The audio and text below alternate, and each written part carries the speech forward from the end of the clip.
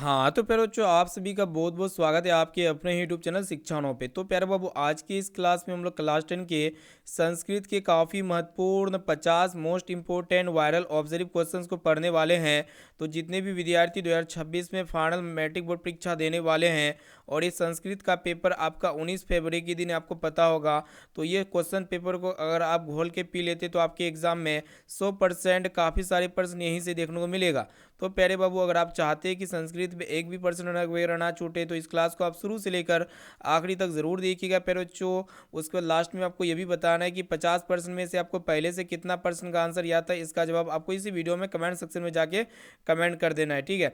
तो प्यारे बाबू जैसे हम क्वेश्चंस पढ़ते हैं ना तो उसका जवाब आप अगर जानते हैं तो आप उसका आंसर बतलाते हुए चलिएगा, ठीक है। तो प्यारे बाबू जल्दी से फटाफट से वीडियो को लाइक कर दीजिएगा प्यारे बच्चों। चैनल पर नए हैं तो चैनल को प्लीज़ दोस्तों यहाँ पे आप लोग सब्सक्राइब भी जरूर कर लीजिएगा ना। तो देखिए पर जो आज के फर्स्ट नंबर पर्सन के साथ क्लास को स्टार्ट करते हैं। देखिएगा आज का फर्स्ट पर्सन है, आपको ये बताना है बच्चों क्या भाई कह रहा है, आपको बताना है कि भीकन टोला देखने कौन आया था। काफ़ी इंपॉर्टेंट आपके एग्जाम के लिए। तो भीकन टोला जो गांव है ना बच्चों, इसको देखने के लिए अध्यापक जी आए थे। यहाँ पे बी वाला विकल्प बिल्कुल ही करेक्ट आंसर हो जाएगा। और फिर बच्चों ये भीकन टोला गाँव किस राज्य में स्थित है, तो आपको पता होना चाहिए बच्चों बिहार राज्य में स्थित है। देखिए पर जो दूसरा नंबर पर्सन आपको ये बताना है कि यूनान का राजदूत कौन था। बहुत इंपॉर्टेंट 2026 के लिए ना। तो मेगा अस्तनीज था पेरोचो, यानी कि यहाँ पे ए वाला ऑप्शन इसका राइट आंसर हो जाएगा ना। और आपके एग्जाम में एक प्रश्न ये पूछे आते हैं कि मेगा अस्तनीज किस राजा के दरबार में आया था। तो चंद्रगुप्त मौर्य के दरबार में आए थे। अब आइए बाबू देखते हैं यहाँ पे नेक्स्ट क्वेश्चन की तरफ बढ़ चलते हैं। संपूर्ण विद्यार्थी देखिए पेरोचो, आपको ये बताना है कि आलस सला में आग लगने पर भी कितने लोग नहीं भागे। प्यारे बच्चों आपको ये पता होना चाहिए जब आलस सलाम में आग लगाए गए थे, जो वास्तविक चार आलसी थे ना प्यारे बच्चों, यही चारों आलसी नहीं भागे थे। यहाँ पे ऑप्शन नंबर सी इसका राइट आंसर हो जाएगा। आप इसे अच्छी तरीके से याद रखिए प्यारे बच्चों, आपके एग्जाम के लिए ये प्रश्न बहुत बहुत बहुत इंपॉर्टेंट है। और प्यारे बच्चों आपको ये भी पता होना चाहिए कि आलस सलाम में कुल कितने लोग सोए हुए थे प्यारे बच्चों, तो यही चार आलसी सोए हुए थे। देखिए पर जो अगला प्रश्न आपको ये बताना कि पटना नगर की पालिका देवी कौन है। बहुत इंपॉर्टेंट है। तो पटन देवी है पेरोचो, जो कि यहाँ पे ऑप्शन नंबर सी में आपका दिया हुआ सी वाला ऑप्शन इसका राइट आंसर हो जाएगा। अब देखिए पेरोचो नेक्स्ट क्वेश्चन की तरफ बढ़ चलते हैं। तो प्यारे बच्चों आपको ये बताना है कि मेगा अस्तनीज जो है ना ये कहाँ के राजदूत था। बहुत इंपॉर्टेंट 2026 के लिए 19 फरवरी के लिए। तो यहाँ पे मेगा अस्तनीज जो है प्यारे बच्चों ये कहाँ के शासक थे। तो ये यूनान के क्या थे प्यारे बच्चों, राजदूत थे, जो कि यहाँ पे देख सकते हैं ऑप्शन नंबर ए में आपका दिया प्यारे बच्चों ए वाला विकल्प बिल्कुल ही करेक्ट आंसर हो जाएगा ना। अब देखिए पर बच्चों अगला प्रश्न आपको ये बताना है कि संसार में बच्चों का जो रक्षक होता है ना, सच्चा रक्षक कौन होता है। तो माता होते हैं, जो कि यहाँ पे ए वाला ऑप्शन इसका राइट आंसर हो जाएगा। अब आइए बाबू देखते हैं यहाँ पे नेक्स्ट क्वेश्चन की तरफ बढ़ चलते हैं। यहाँ पे आपको ये बताना है कि किस देश में देवता बार बार जन्म लेना चाहते हैं। तो अपना भारत देश में देवता बार बार जन्म लेना चाहते हैं, यहाँ पे ए वाला ऑप्शन इसका राइट आंसर हो जाएगा। अब आइए बाबू देखते हैं यहाँ पे नेक्स्ट क्वेश्चन, ध्यान से देखिएगा। आपको ये बताना है कि भारत की शोभा से कौन प्रश्न होते पर यानी कि खुश होते हैं। तो इस बार खुश होते, जो कि यहाँ पे ए वाला ऑप्शन इसका राइट आंसर हो जाएगा। और ये भी प्रश्न आपके एग्जाम के लिए मोस्ट इंपॉर्टेंट है, ठीक है, इसे आप अच्छी तरीके से याद रखिएगा। अब देखिए पर जो अगला प्रश्न आपको ये बताना है, ध्यान से देखिएगा कि हम सबों में भारतवर्ष के प्रति क्या होनी चाहिए। तो पर जो देशभक्ति होनी चाहिए, जो कि यहाँ पे देख सकते हैं ऑप्शन नंबर डी इसका राइट आंसर हो जाएगा। अब आइए बाबू देखते हैं यहाँ पे नेक्स्ट क्वेश्चन की तरफ बढ़ चलते हैं। यहाँ पे आपको ये बताना है कि नीति श्लोक का पाठ किस ग्रंथ से संकलित है। बहुत इंपॉर्टेंट आप बच्चों 19 फरवरी के लिए, ठीक है ना। तो ये जो नीति श्लोक का पाठ है ना प्यारे बाबू, ये किस ग्रंथ से संकलित है। तो विदु नीति से ग्रंथित है, देख सकते हैं यहाँ पे कौन सा ऑप्शन में दिया हुआ है बच्चों, ऑप्शन नंबर ए में आपका दिया हुआ है ना। इसे आप अच्छी तरीके से याद रखिएगा, ए वाला ऑप्शन यहाँ पे बिल्कुल ही सही जवाब हो जाएगा। अब देखिए बच्चों आपको ये बताना है कि अपृष्टो बहुभाषिक किस पाठ की उक्ति है बच्चों। तो ये नीति श्लोक का पाठ की उक्ति है, जो कि यहाँ पे ए ऑप्शन में दिया हुआ है। ए वाला विकल्प बिल्कुल ही करेक्ट आंसर हो जाएगा। अब देखिए फिर जो नेक्स्ट क्वेश्चन यहाँ पे आप सभी को कह रहा है कि अपनी उन्नति चाहने वाले लोगों को कितने दोषों को त्याग देना चाहिए पे बच्चों। तो आपको पता ना होना चाहिए पे बच्चों, काफ़ी इंपॉर्टेंट प्रश्न है। तो देखिएगा यहाँ पे 6 लोगों को त्याग देना चाहिए, जो कि यहाँ पे ए ऑप्शन में दिया हुआ है। देखिए पर जो आपको ये बताना है कि अनर्थ का विनाश किससे होता है। तो अनर्थ का विनाश जो होता है पराक्रम से होता है, जो कि यहाँ पे ऑप्शन नंबर डी इसका राइट आंसर हो जाएगा। अब देखिए यहाँ पे नेक्स्ट क्वेश्चन आपको ये बताना है कि नरक के कितने द्वार है जिनसे व्यक्ति का नाश होता है। तो नरक के 3 द्वार होते हैं, जो 3 दरवाजे होते हैं। ऑप्शन नंबर सी बिल्कुल ही सही जवाब हो जाएगा। अब देखिए प्यारे बाबू आपको ये बताना है कि आर्य समाज के संस्था के संस्थापक ना पूछा गया है। तो आर्य समाज के संस्था के जो संस्थापक है ना प्यारे जो विवेक आनंद है, या दयानंद है, कौन है पर बच्चों? तो दयानंद है, जो कि यहाँ पे ऑप्शन नंबर बी बिल्कुल ही सही जवाब हो जाएगा। आप इसे अच्छी तरीके से याद रखिए, आपके एग्जाम के लिए बहुत इंपॉर्टेंट है, ठीक है ना। और स्वामी दयानंद का मूल नाम क्या है बच्चों? तो मूल शंकर जी, आपको ये भी पता होना चाहिए। अब आइए बाबू देखते हैं यहाँ पे नेक्स्ट क्वेश्चन की तरफ बढ़ चलते हैं। ध्यान से एक एक क्वेश्चन का आंसर बतलाते हुए चलिए। आप भी देखिए, यहाँ पे आपको बताना है कि स्वामी दयानंद के लिए कौन पर्व उद्योग सिद्ध हुआ था बच्चों? तो देखिए यहाँ पे जो है ना, जो आपका शिवरात्रि है, यही क्या हुआ था बच्चों? उद्योग सिद्ध हुआ था। ऑप्शन नंबर डी इसका सही जवाब हो जाएगा। अब देखिए बच्चों, अगला प्रश्न आपको ये बताना है कि स्वामी दयानंद के बचपन का नाम क्या है ना, पूछा गया है। तो स्वामी दयानंद के बचपन का नाम मूल शंकर थे, जो कि यहाँ पे बी वाला ऑप्शन बिल्कुल ही सही जवाब हो जाएगा। अब आइए बाबू देखते हैं, यहाँ पे आपको बताना है कि स्वामी दयानंद के गुरु कौन थे। स्वामी दयानंद जी के गुरु जो थे ना बच्चों, कौन थे, यही आपसे पूछा गया है। तो विजयानंद थे, जो कि यहाँ पे ऑप्शन नंबर सी में आपका दिया हुआ है प्यारे बाबू। ऑप्शन नंबर सी इसका राइट आंसर हो जाएगा ना। अब आइए प्यारे बच्चों देखते हैं, यहाँ पे नेक्स्ट क्वेश्चन आपको ये बताना है कि भीखनटोला गांव कहाँ है प्यारे बच्चों? तो ये देखिएगा, भीखनटोला गांव जो है प्यारे बच्चों बिहार में है ना। यहाँ पे देखिए ऑप्शन नंबर बी इसका राइट आंसर हो जाएगा। आप इसे अच्छी तरीके से याद रखिए, आपके एग्जाम के लिए बहुत इंपॉर्टेंट है, इसे आप अच्छी तरीके से याद रखिएगा प्यारे बाबू। यहाँ पे आपको ये बताना है कि मंदाकिनी नदी किस पर्वत के निकट बहती है प्यारे बच्चों? तो आपको ना पता होना चाहिए, चित्रकूट पर्वत के निकट बहती है, जो कि यहाँ पे सी ऑप्शन इसका राइट आंसर हो जाएगा। अब आइए प्यारे बच्चों देखते हैं यहाँ पे नेक्स्ट क्वेश्चन। यहाँ पे आप सभी से पूछा जा रहा है कि शक्र ने कर्ण से छलपूर्वक क्या ले लिया? काफ़ी इंपॉर्टेंट है। तो कवच और कुंडल दोनों ले लिया था प्यारे बच्चों, जो कि यहाँ पे सी वाला ऑप्शन इसका राइट आंसर हो जाएगा। आप इसे अच्छी तरीके से याद रखिएगा ना। और कर्ण जो है पर जो किसके पुत्र थे? तो सूर्यदेव के पुत्र थे, इसे आपको पता होना चाहिए।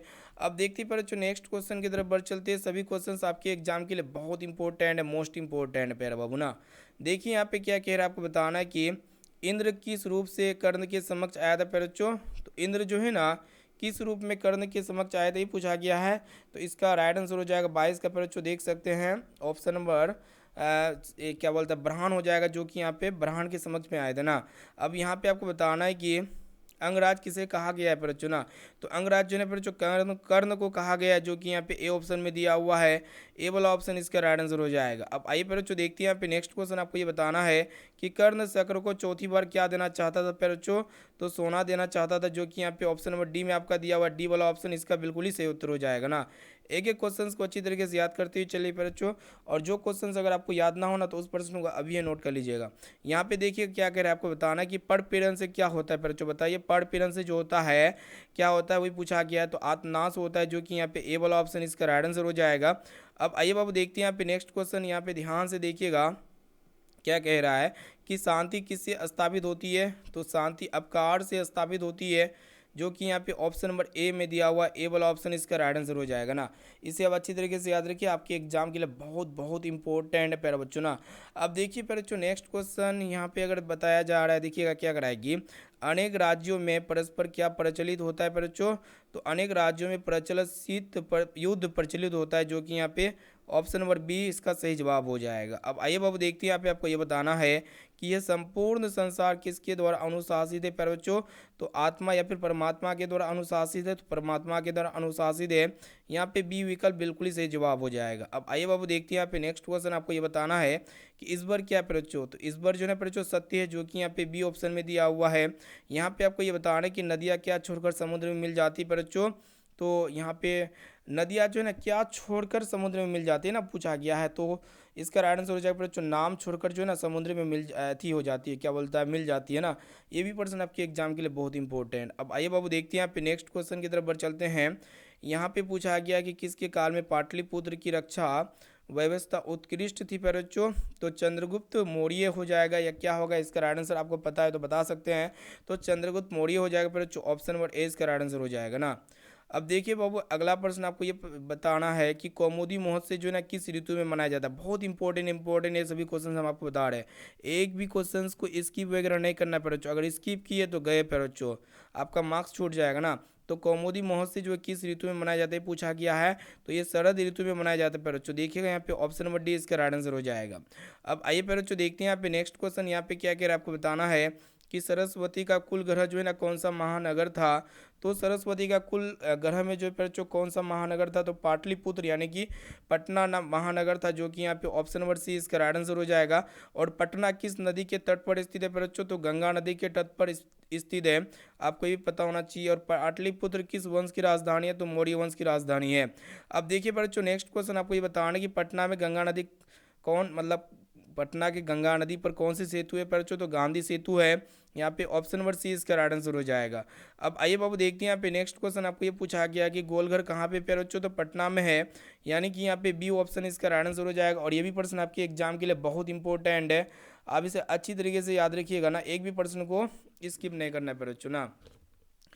अब चलिए बच्चों देखते हैं यहाँ पे नेक्स्ट क्वेश्चन की तरफ बढ़ चलते हैं, ध्यान से देखिएगा यहाँ पे प्रश्न क्या कह रहा है। यहाँ पे आपको बताना है कि विजयलंका का समय क्या है बच्चों, तो विजयलंका का जो समय है 8वीं सदी है, जो कि यहाँ पे देख सकते हैं ऑप्शन नंबर ए इसका राइट आंसर हो जाएगा। और ये विजयलंका किस भाषा की लेखिका थी बच्चों, ये संस्कृत भाषा की लेखिका थी। अब देखिए यहाँ पे आपको ये बताना है कि सर्व शुक्ला सरस्वती किसने कहा था बच्चों, तो देखिएगा सर्व शुक्ला सरस्वती जो है ना दांडी ने कहा था, जो कि यहाँ पे ऑप्शन नंबर ए में आपका दिया हुआ ए वाला ऑप्शन इसका बिल्कुल ही सही उत्तर हो जाएगा ना जी। अब आइए बाबू देखते हैं यहाँ पे नेक्स्ट क्वेश्चन की तरफ बढ़ चलते हैं। यहाँ पे अगर बात किया जाए अगला प्रश्न का, ध्यान से देखिएगा क्या करें, आपको बताना है कि आधुनिक काल की संस्कृत लेखिकाओं में कौन अतिव प्रसिद्ध है बच्चों, तो देखिए क्षमाराव, विभावराव, अभावराव या फिर अमाराव, तो इसका राइट आंसर क्या होगा बच्चों, ऑप्शन नंबर देख सकते हैं, देखिएगा 38 का राइट आंसर हो जाएगा बच्चों क्षमाराव, जो कि यहाँ पे ऑप्शन नंबर सी में आपका दिया हुआ है। यहाँ पे आपको बताना है कि संस्कृत साहित्य कैसी है बच्चों, तो कैसा है संस्कृत साहित्य कैसा है, तो ये विपुल है बच्चों, देख सकते हैं ऑप्शन नंबर बी इसका राइट आंसर हो जाएगा ना। इसे आप अच्छी तरीके से याद रखिए, आपके एग्जाम के लिए बहुत ही इंपॉर्टेंट है ना। अब देखिए बच्चों नेक्स्ट क्वेश्चन की तरफ बढ़ चलते हैं। यहाँ पे आपको ये बताना है कि चरित्र का निर्माण किससे होता है, तो संस्कारों से होता है। मोस्ट इंपॉर्टेंट प्रश्न आपके एग्जाम के लिए। यहाँ पे आपको बताना है कि भाष रचित नाटकों की संख्या कितनी है, तो भाष रचित नाटकों की संख्या जो है बच्चों कितनी है, तो 13 है। यहाँ पे ऑप्शन नंबर बी इसका राइट आंसर यानी कि सही जवाब हो जाएगा। अब आइए बाबू देखते हैं यहाँ पे नेक्स्ट क्वेश्चन की तरफ बढ़ चलते हैं। एक एक क्वेश्चंस को याद करते हुए जाना है बच्चों ना, एक भी क्वेश्चंस को आपको स्किप वगैरह नहीं करना है ना, ठीक है ना बच्चों।